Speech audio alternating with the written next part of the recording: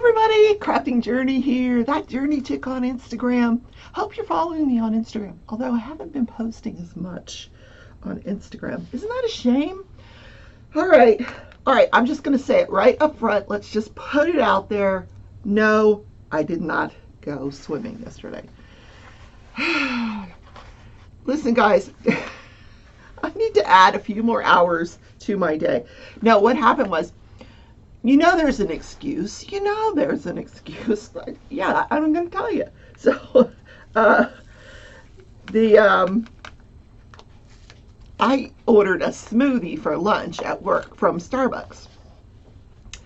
And it tasted delicious, but I got really sick. I'm like, ugh. So I had to go home. And then I go home and I'm laying down and I realize, oh my God, my son went on vacation. I got to go feed his dogs. So I put Tootsie in the car. We go over, we feed the dogs. And now it's like 7 o'clock at night. I'm like, oh my God, seriously? And then I had set up, yes, sometimes I have to schedule my social. I had set up a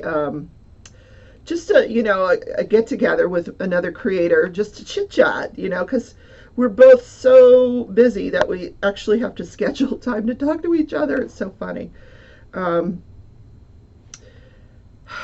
Yeah, I know. All right. So, I know it wasn't, those are poor excuses. I get it. But I honestly, I had my bathing suit and my towel packed in the suitcase. So am I going to try that again today? I still have to go feed those dogs. But yeah, I'll try. God. I know that once I do it once, like all I have to do is just drive there, get out of the car, go in and do it once. And then, whatever this thing is that's keeping me from there, it'll go away. What? And I have anxiety about it. What is all that about? Good God, I just have to go do it. And thank you for you guys who are encouraging me and are trying to keep me accountable. Keep it up. Yes, I'm going to get there. Yes, I promise I will get there. So, kitten update. They are, they mostly play in their little room, but they do come out. Yesterday I went looking for them. We couldn't find them. Tootsie and I couldn't find them. They weren't in their room. I'm like, where are they? I go in my room. They're on my bed. Sleeping. I'm like, what? How did they get up there? I have a pretty tall, high bed, king size. They got up there. They're little, but they can pretty much go anywhere. And you guys probably warned me about that. But today they were playing with one of those, like I have in the little room that they sleep in, I have those blinds, those slatted blinds. I don't know what you call them. With the string hanging down. That's the point. There was a string hanging down. And they're like playing with it and they're getting a paw caught in it. I'm like, oh my God. So I had to put that up high so that hopefully they can't get it. Good Lord. It's like having a 2-year-old. Two 2-year-olds. So I'll put a little footage of the kitties here with Tootsie.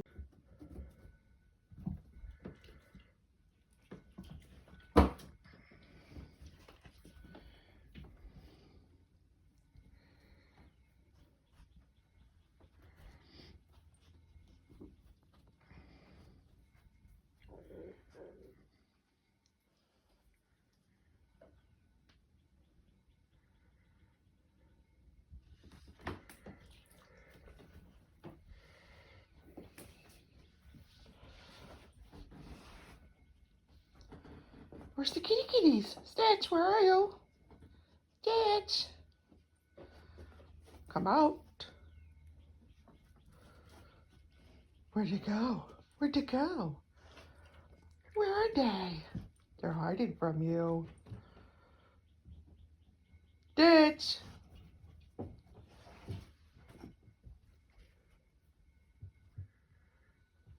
Stitch. Come here, Stitch. There he is.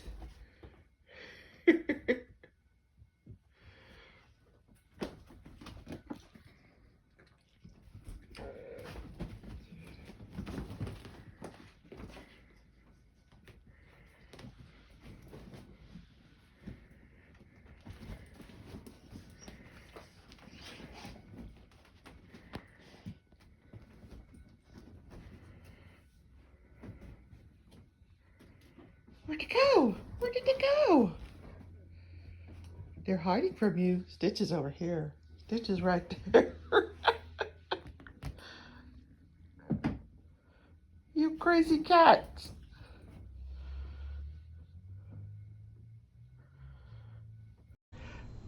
Last night they had this game going, the three of them. They would run onto I was on my bed playing Animal Crossing, and they would run onto the bed, all three of them, and then they would jump off. The kittens would jump off, and Tootsie would go chase them around the house, and then the kittens would come back on the bed, and Tootsie would come back on the bed. Like, this went on for like half an hour, where they would just chase each other on and off the bed. This was a fun game. So the kittens are having fun with Tootsie. Tootsie is their big toy. And they let her come and give them kisses now. So it's really cute. It's very adorable. All right. What else is going on? I was by myself at work yesterday, so Mickey calls me. It was so nice to catch up with her. We don't get to talk as much as we used to. So yes, again, the mystery diamond painting, the matchups are up. If you're having issues with a partner, please, I love you guys, but don't contact me. Contact Mickey, Michelle Stewart on Facebook. She can help you out. And she is my co-host, and that's her part in hosting the event, is to help you guys out if you're having issues. So I ordered her painting yesterday, so hopefully we can get those paintings ordered and delivered to our partners. Make sure you let them know if you ordered them a poured glue with a plastic cover so they can have someone else cover it before they see it. I actually ordered a painting for Mickey from Uniquely Yours Down Under UK. And if I remember, I'll put the link in the description to that company, just to try a different company, but she's going to have her roommate cover it because it's going to be a plastic cover when she gets it. Just wanted to try a different company. Mickey's actually doing a painting from that company now, and she is raving about how nice the square drills are. Comparable to Ever Moment drills. And frankly, I do love Ever Moment drills, but I can't stand double-sided adhesive, to be honest with you. Although I know Mickey ordered me another Ever Moment, and that's fine. And the other thing I don't like is I have to, having to look up every single painting to make sure it's not stolen. I don't want to have to do that. It's just a pain, because we know that Ever Moment does have a lot of stolen artwork, and I try not to, purchase anything that isn't licensed artwork, unless it's a stock image, and sometimes they are stock images. So, what else is going on? I still have a big fat lip. Look at that. Oh, I don't know what that is. I put some medicine on it last night. Okay. What national day is it? It is National Corn on the Cob Day. Yeah, who knew? Now, personally, between you and me, corn was not meant to be eaten by anybody. My little Jake, the Jake that passed away, he was very allergic to corn. I mean, like, he would start bleeding. Yeah, it was bad. So I had to make sure I ordered dog food that didn't have corn in it. Or, yeah. And in fact, they're making a lot of dog food now without it, because they realize it's just not good for dogs. And it really isn't good for humans, but it is absolutely delicious. Who doesn't love corn? And it's summertime, corn on the cob. You leave it in the wrapper. Leave it in the what is that? Oh, my goodness, I don't even know what that is called that they're wrapped in. You guys are shouting the name of it at me. I know you are. Let me find it. Oh my goodness, corn on the cob. Okay, the husk. That's it. It's the husk. So leave it in the husk, and put it on the barbecue grill, with the chicken or the hot dogs. And then make sure you got some butter and some seasoning, to go with it, because like who doesn't love corn on the cob with butter and seasoning? And the proper etiquette way to eat corn on the cob is with your fingers, not one of those things that go in the end, although that does make it much easier. And frankly, if it's too hot to pick up with your fingers, it's too hot to crunch into. But I'm looking at a picture of it, and it looks so yummy. But man, coming out the other end ain't so hot, right? Yeah. Because corn does not digest in your system. It just goes out the same way it came in. I know I hate to be gross, but like I said, it just wasn't meant to be eaten by humans. Anyway, delicious. So celebrate. Go get some corn on the cob this weekend. Have a barbecue. Put it on the grill in the husk so it stays moist, and enjoy. Yeah. It's Thursday. There's not much special about Thursday. Is it Thursday? No. It's Friday. Oh my God. Friday dance. It's Friday. Friday dance. Friday. How did I not know that it was Friday? Oh my God. What is wrong with me? It's Friday. Yay. Oh my God. Have you ever seen somebody? I thought it was Thursday. It's Friday. What happened to Thursday? Tootsie, what you do with Thursday? Hey, baby girl. Hi, baby girl. Oh, the tail is wagging. You can come say hi. Hi, baby girl. Hi. Hi. Say, I like corn on the cob. Now, she likes corn off the cob. Say, I don't want the cob. Oh, you're a good girl. Yes, you are. Good girl. Okay, go lay down. Thank you for visiting with me. She could go back and lay down. I'm telling you, she's like a different dog since Jake passed away. I hate to say that, but I think she was depressed. Jake wouldn't play with her anymore. He was very sick, and sicker than I realized, obviously. But she's, very happy with the kitten situation, just loving life. I took her with me to go take my son's dogs out, because those are her parents. My son has the mom and dad, Tootsie's mom and dad, Gracie and Otis. And when I say, do you want to go see your mom and dad? She gets so excited. She jumps in the car, and her mom, Gracie, and her just give each other lots of kisses. It's just so sweet. Her dad, Otis, he could care less. Like, hi. But so we went over there yesterday, and I took her with me, and they got to visit, and like she loves that. Okay, it is time for Judge, Jury, and Journey. Okay, I do want to say that this is I'm going to finish up day one. Yesterday I went over the opening arguments of the FSU professor murder trial. Now, if you missed yesterday's opening arguments, you really should go back and watch that, because fascinating, more fascinating than today's evidence.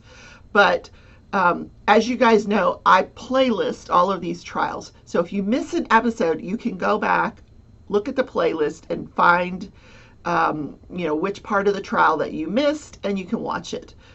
So you gotta get all the evidence, right? We're the jurors. So let's got my new notebook. Okay, I really like this notebook. You know what I like about it?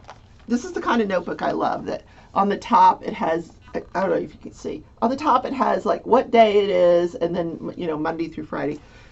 Although I don't use that so much for the trials, but I just like that. But that's the kind I use at work too. All right, so. Day one. Okay, this judge, I gotta tell you, he is really, man, he's an old crotchety bear, I tell you.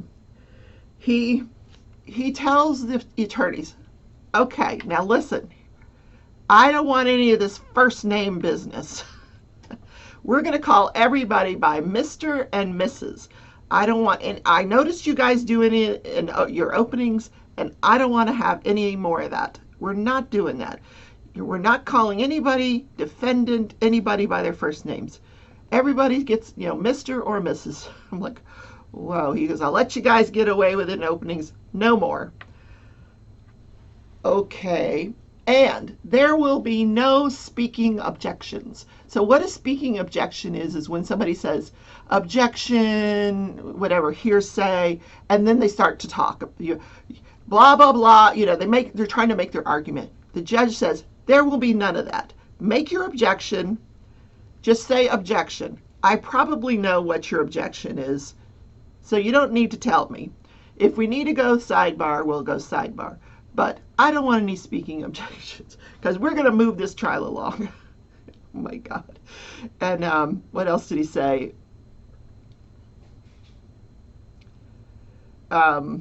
Yeah, he's something else. So at one point, the defense attorney is cross-examining one of the witnesses, and he's starting to get a little argumentative. And the judge says, "Nope, we're not doing that. Move on. Ask your next question." We're not doing that. Like he is not putting up with nothing. Like arguing with the witness. Nope, you're not. Nope. He's like, nope, we're not doing that. But he's joking with the jurors, so it's interesting. So yesterday, day one, first we see the neighbor, Mr. Krieger. He's the one that he's in the house with his wife. He hears a loud bang. So I thought the house was across the street, but apparently Dan Markel, Mr. Markel, lived right next door. So he looks out the window and he sees this Prius pulling out of the driveway next door. And he admits that he did not get a good look at who was inside of this vehicle. He said he couldn't identify the driver. He doesn't know how many people were in the car. It was just so fast. And he says they were pulling out at a high rate of speed. So they leave. He walks outside. He sees Mr.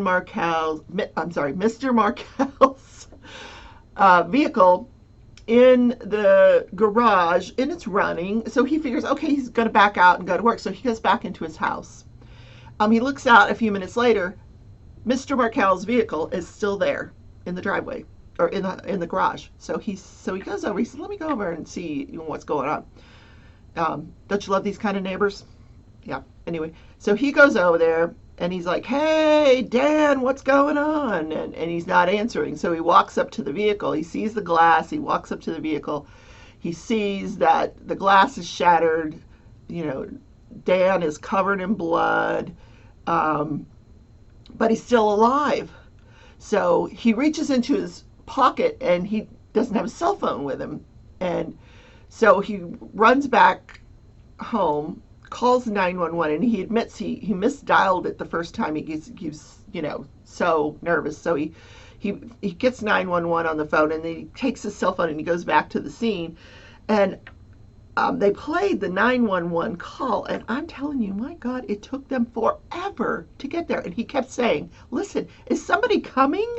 This, he's still alive, and this is urgent." And the dispatcher's like, "Yeah, they're on their way," but I don't know. They must have lived way far out from. I don't know what was going on, but it was a pretty lengthy bit of time before they got to the scene to give this guy aid who was still alive. Yeah. So then we hear from the next witness, who is a music teacher, and he happened to be on the phone with Mr. Markel at the time of the murder. So Mr. Markel is on the phone with this guy, and he says, he had told him that he had just left the gym and he was on his way home, and they're having this conversation, and Dan says to the music teacher, "Hold on, there's an unfamiliar person here. Let me check this out." So, and really the only thing that he's absolutely sure about this witness is that he used the term unfamiliar. Now, he doesn't know if he said person or persons, but he did use the word unfamiliar. So we still don't know. Is this one person, two persons? We don't know. And that's the point that the defense attorney is trying to drive home, because he's going to make the argument that his client wasn't there. Wasn't there? I don't know. So, so we know now that Dan Markel doesn't know the person in the driveway. And so the music teacher says, he told me to hold on, so I'm listening, and the next thing I hear is a loud noise, and then I can hear Dan breathing, like, and he imitates the breathing noise, kind of creepy. And then, so he hangs up and he dials 911. So that was his testimony. Now we get the crime scene investigators, and their job is there to collect the evidence. The crime scene people, they're there to gather evidence. They could not find any fingerprints on the vehicle. I don't know that would have helped them, but I don't know that these guys would have touched the vehicle for any reason. But they did swab the door handles for DNA, just in case whoever did this touched the door handles. And then they searched the entire garage and the inside of the vehicle for shell casings, could not find any. And the explanation for that was possibly that it was a revolver or a semi-automatic that wasn't working properly. Apparently, when you use a revolver, the shell casing stays in the revolver, and you have to manually extract the shell casings after it's been fired. Who knew? I'm not a gun person. So then we hear from the trauma surgeon at the hospital. She was the attending for Mr. Markel. She said he came in extremely critical. They had intubated him, which means they put a tube down his throat to help his breathing. They put him on a respirator. So he's not breathing on his own, and but he was maintaining his own blood pressure. But the damage to his brain was very, very extensive, very extensive. So he only survived, she said, between 12 and 14 hours, and he did pass away under her care. So his body was sent to the medical examiner's office because it's a gunshot case. So next we hear from the medical examiner. And he explains that there were 2 gunshot wounds to the head. The first gunshot wound enters the cheek and goes towards the ear. The second gunshot wound enters right between the eyes. That's a good shot. And the gun would have had to be in between 12 and 18 inches away. And he says, Mr. Markel was wearing glasses, so when that bullet hit, it hit the glasses, and the glasses shattered inward. So instead of a perfect bullet hole into the head, you've got this open thing because the plastic of the glasses has gone into the head as well. Can you imagine? Yeah. So, and he said both bullets were still in the brain. Clearly the cause of death. And the manner of death was homicide.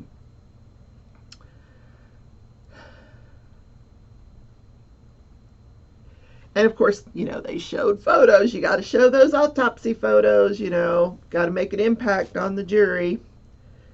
I never understood that, but okay. They didn't show them to us. We did see a picture of him in the hospital, and it was pretty bloody.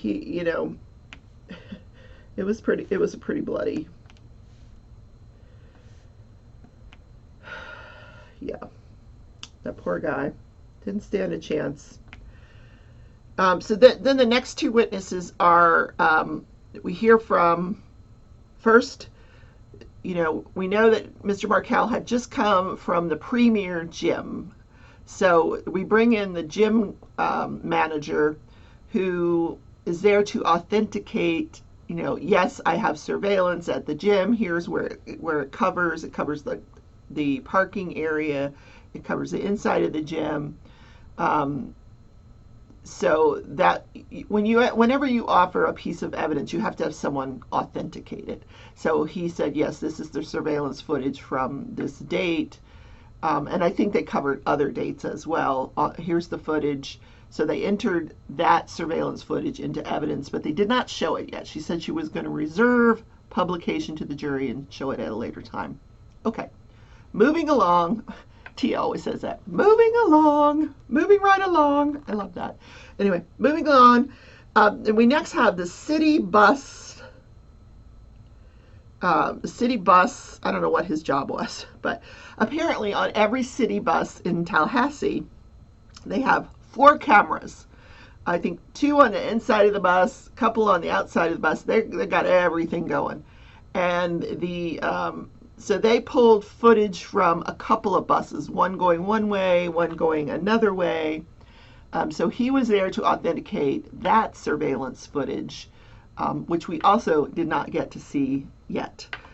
So that will be shown to the jury at a later time. So I told you, today's evidence was not so juicy as yesterday's opening statements. But the judge made it entertaining nonetheless. So tomorrow I will cover day 2. Yes, in the Saturday edition of the morning show. Morning show. Morning show. Oh my God. Have you ever been so happy to see Friday? Friday, Friday, Friday. So what happened this day in history? Well, King Henry VIII marries Catherine of Aragon. I love, I'm like, I love these, like the old historic stuff. I love to watch like stuff that involves King Henry VIII. I've seen like the show, I think it was called The Tudors is it on Netflix? I think it's on Netflix. Loved that show. It's the story of King Henry VIII and all of his wives. So he marries Catherine of Aragon on this day in history. Let me see what year it was. It was in the 1800s. She, of course, was from Spain, very devout Catholic. And she did not produce a male heir. So he always found an excuse. If you don't pop out a boy, I'm moving on. I'm moving on. Yeah. So, oh my God, it wasn't 1800, 1509. Boy, was I off by 300 years. Whoops. All right, so he marries Catherine of Aragon. This is the first of 6 wives he has. The 6 wives of King Henry VIII. And I remembered my coffee today. So he decides, we know now what was going on in the background. He's dating his next wife. Oh my gosh, what was her name? Anne Boleyn. Yeah, Anne Boleyn. And she's like, I'm not going to sleep with you until you divorce Catherine. She's like holding out, because she knows how to get the goods. She wants to be queen. So he decides he's going to convert to Protestant. So this whole Protestant movement comes forward. She's Catholic, he's Protestant. He wants the marriage and all. The Pope says no. It's the whole to do. But eventually he does get divorced. Catherine gets exiled for the remainder of her life. She does have a daughter, Mary, who we know eventually does take the throne after her half-brother Edward passes away. She takes the throne, and then later on, Anne Boleyn, who he does eventually marry, her daughter is the first Queen Elizabeth. She takes the throne, and she held the throne for a very long time. So lots of interesting stuff. Yeah, I love that stuff. 1500s. How did I not know that? Wow. Anyway, if you haven't watched The Tudors, oh my God, Such a great show. And my favorite actor, Henry Cavill, is in there. He plays like one of King Henry's like best friends, you know, growing up best friends, adult best friend. Um, and he's not bad to look at. Oh my gosh, Henry Cavill. Henry Cavill went on to do, he played Superman, he played The Witcher. So he's in a lot, he's a pretty familiar actor. What you doing back there? um, I have to go to work. Well, first I got to go feed those dogs. So I got to run over, feed the dogs, let them out, then go to work. So I will see you guys. Okay, tonight is Mickey Sunshine's live. That is at 7 p.m. Central Time, 8 Eastern. And then after that is DP Addiction Adventures. That's 8 Eastern, 8 Central, 9 Eastern. Two of my besties, so you gotta watch. So, guys, if I see you in the line, say hello to me. If not, I'll see you tomorrow in the morning show or on a Zoom or in Animal Crossing. I'm always there somewhere. Bye. Take care.